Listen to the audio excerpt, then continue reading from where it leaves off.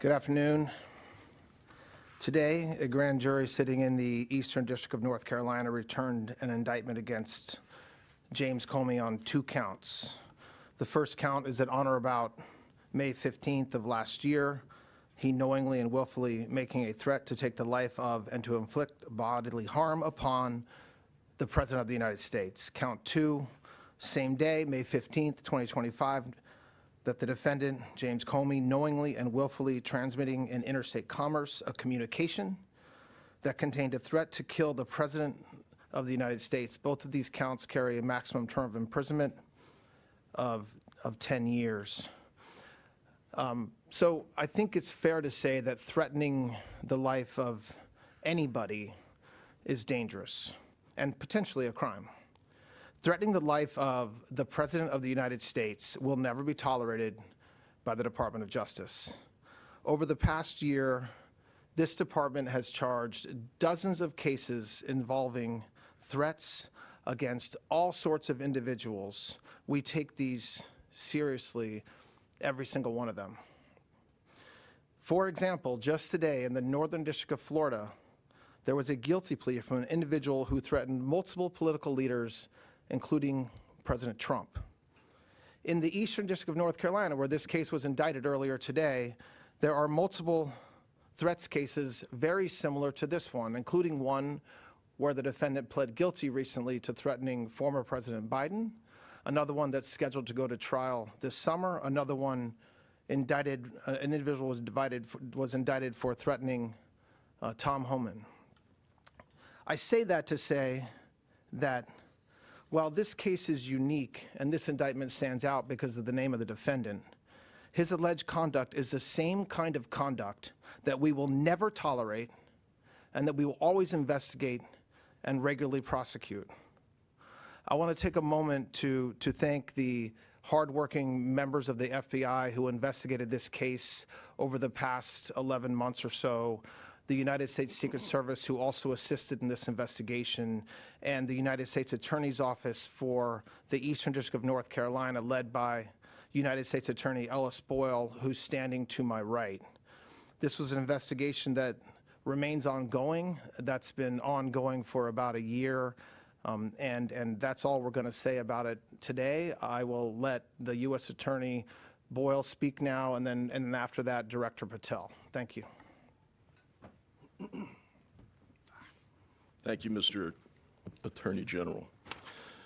Earlier today, a grand jury in the Eastern District of North Carolina returned a true bill indicting Mr. James Comey with committing 2 felonies. Count 1, he knowingly and willfully made a threat to kill and to inflict bodily harm upon the President of the United States in violation of 18 U.S.C. 871A. Count 2, he knowingly and willfully transmitted in interstate and foreign commerce a communication that contained a threat to kill President Trump in violation of 18 U.S.C. 875C. Mr. Comey will be given every form of due process all citizens are entitled to receive, to include a trial by a jury of his peers. In the Eastern District of North Carolina, it doesn't matter who you are. We take all threat cases seriously and prosecute anyone who violates federal law, regardless of title or status. Thank you. Thank you. As you heard from the Attorney General and the U.S. Attorney, former FBI Director James Comey has now been indicted for 2 felony counts. While many of you may read this indictment and view this matter as a simple investigation, it is the farthest thing from that. Every single investigation this FBI and our partners at the Department of Justice undertake, especially those that involve the threats to harm or hurt or even kill individuals, whether they hold public office or civilians in our country, are met with the same measure of investigative prowess and tools and personnel in partnership with the Department of Justice as anyone else. As the U.S. Attorney indicated, James Comey will be afforded every matter of due process under the United States Constitution. And as the Attorney General indicated, this has been a case that's been investigated over the past 9, 10, 11 months. These cases take time. Our investigators work methodically. They are career agents, career prosecutors who work these matters. They call the balls and strikes in the field as they see fit pursuant to the facts of the case and the law. They took that information and made a presentment to a grand jury, a jury of peers in the district in which the alleged crime took place. And that grand jury spoke, and that grand jury returned a 2-count indictment against James Comey. James Comey allegedly threatened the life of the President of the United States. And as you all now know, shortly after posting that threat, he deleted that threat and then issued an apology. All of that information was presented to the grand jury, and Mr. Comey will have his day in court and his ability to speak to a jury of his peers. Thank you. Thank you. We'll just take a couple of questions. Mr. Attorney General, the Justice Department in this filing today also issued an arrest warrant for Mr. Comey. Is it your belief that he is a continued public threat? And is there a request also for detention that you anticipate will be made in this case? So the Department of Justice does not issue arrest warrants, grand juries do. And so the grand jury returned an indictment and arrest warrant. I expect that there will be communication.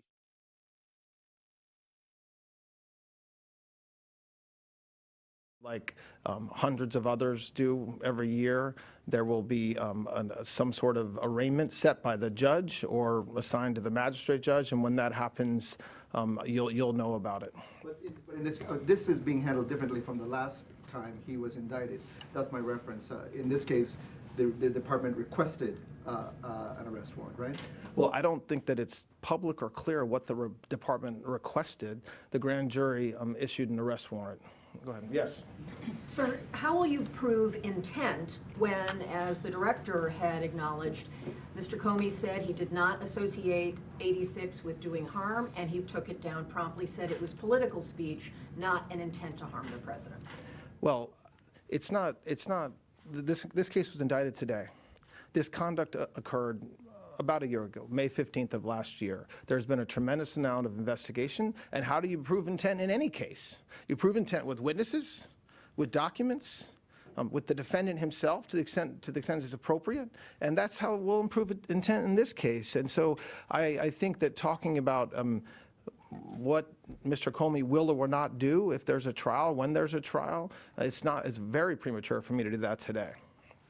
General Blanche, I wanted to ask you a quick question about, there's a number of other different types of conduct Comey has been accused of over the past. One of them is abuse of FISA warrants. I wanted to ask if there's anything that we could talk about today in regards to that, but on a separate matter, if I may ask any more updates about the ballistics forensic analysis with the shooting that happened over the weekend. So on the first question, no, there's nothing else to report about any investigations or anything involving Mr. Comey except the indictment that was returned today by the grand jury.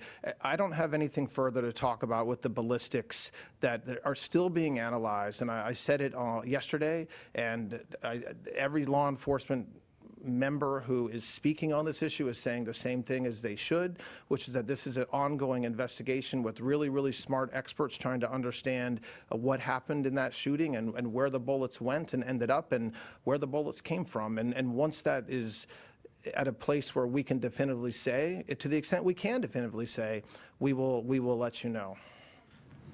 Director Comey posted this almost a year ago. Why bring this case now? Did you always feel like this was a strong prosecution, or did something change recently? This investigation just didn't come now. It's the result of a lot of work by law enforcement over the past year. We don't time when we bring cases around anything other than when the investigation is at a place where we should go to the grand jury, and that's exactly what we did in this case as well. As a former FBI director, you may not agree with what he did. Should he be able to turn himself in as a former FBI director? He's not a flight risk. I didn't say he can't turn himself in. So he's not under arrest right now, and he may be able to work I don't out know something. whether he's under arrest right now. I'm here talking to you. The grand jury issued an arrest warrant. I think that the way that this happens is different in every case. It's fact intensive. It depends on, you're right, who the defendant is. It depends on whether he has counsel. It depends on what the judge wants done. And so I don't know when the judge will schedule an initial arraignment, if that will be scheduled by the magistrate or the district court judge. I am sure, I don't know if you want to speak to that or if it's just something that will come up in the next coming days, you'll know when it happens. As far as what Mr. Comey does between now and then, I'm going to leave that up to the line prosecutors in the Eastern District of North Carolina, the FBI agents, and the work that they're doing. Why, Director Patel, maybe you said that it's a complicated thing. A lot of people might think it's an easy case. Why did it take so long? I know that you guys chose to go with this now, but to the layman just looking at this case, or layperson looking at the case, it was an Instagram post. He apologized. Why did it take so long? Well, I'm not going to get into the details of the investigation itself, but a lot of these cases, you could look at when the threats were made and when charges are brought. They're not easy cases. And so we have to, there's a communication that's sent in allegedly in this case. And so that means that we have to look at devices. Mr. Comey is a lawyer. He has lawyers. So to the extent that we're looking at materials that are potentially privileged, we have to get a wall, set up a wall and let totally independent lawyers look at those. And so that doesn't happen overnight or quickly. And the statute of limitations of this is 5 years. We brought it in under 1 year. So that's really where we're at. It's clear that you don't want to talk specifics today. But to the American public, can you at least give us a sense of whether you have hard evidence or evidence that shows that Mr. Comey intended for President Trump to be harmed? And then secondarily, for critics who say, where does free speech end and an actual threat of violence begin? I don't know what critics say that, especially today, but it's not a very difficult line to look at, and it's not, in my mind, a difficult line for one to cross over one way or the other. We cannot, you are not allowed to threaten the President of the United States of America. That's not my decision. That's Congress's decision in a statute that they passed that we charge multiple times a year. And so whether there is a defense, as you just described, Maybe there is, but the government will have evidence. I am not going to talk about the evidence that we have. That's unfair to him. It's unfair to the prosecutors, but it's enough to say that the grand jury returned an indictment. I'm just going to take one more question. Thank you, sir. Mary Margaret with the Daily Wire. Should we expect more indictments of this sort? For example, in 2020, Gretchen Whitmer did a TV hit with 8645 on her desk in the background. Is that the kind of thing you would pursue? And then just really quickly, should Comey expect to face more charges for his role in the Russia collusion investigations? I'm not going to comment on other investigations involving Mr. Comey. He was indicted in the Eastern District of Virginia. That was dismissed on procedural grounds because of the judge's finding regarding the U.S. attorney. So that case is under appeal. As far as other investigations that are happening, it would not be appropriate or fair for me to comment on that time. As far as other incidents of threats against the President of the United States, those will be investigated. Every case is different. The facts are different. Who makes the threat matters. What the threat says matters. You're right. The question about intent matters, and we have to prove that. That's something that's our job, and that's something that prosecutors will have to do in front of a jury at the right time. But you cannot compare. It's not fair to the American people. It's not fair to the defendant. And it's certainly not fair to the prosecutors to compare, well, if you did it here, why didn't you do it there? Every case is different, but there's one thing that will never be different, which is that you cannot threaten to kill the President of the United States, full stop. All right, thanks a lot, guys. Did President Trump's message to Pam Bondi